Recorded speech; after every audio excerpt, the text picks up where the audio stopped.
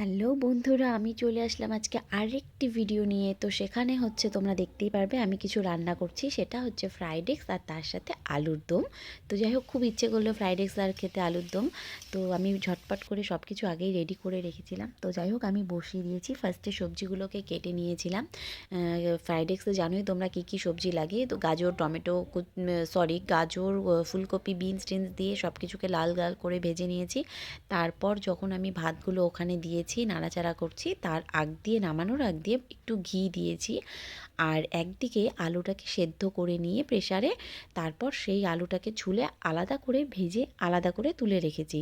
তারপর কড়াইতে আবার নতুন করে তেল দিয়ে সেখানে সাদা জিরে, লঙ্কা কুচি, টমেটো কুচি, তারপর হলুদের গুঁড়ো, জিরার গুঁড়ো, তোমার শুকনো লঙ্কার গুঁড়ো সব কিছু দিয়ে সেই আলুটাকে কষিয়ে নিলাম। তার সাথে নুন তো অবশ্যই দিতে হবে, তার সাথে একটু হিং আর স্বাদ মতো টক দই দিয়েছি। আর জানো তোমরা সবাই সব সবজি দিয়ে অনেকে চিনি খায়, আবার অনেকে চিনি খায়ও না। তো আমি চিনি দিতে একটু ভালোবাসি, সব কিছুতে দেই না। কিছু কিছু জিনিসে চিনি না দিলে ভালো লাগে না। তো যাই হোক, আমি সেটাতে চিনিও দিয়েছি। দেখতেই পাচ্ছ কত ইয়াম্মি হয়েছে, আর খেতেও খুব টেস্টি হয়েছিল।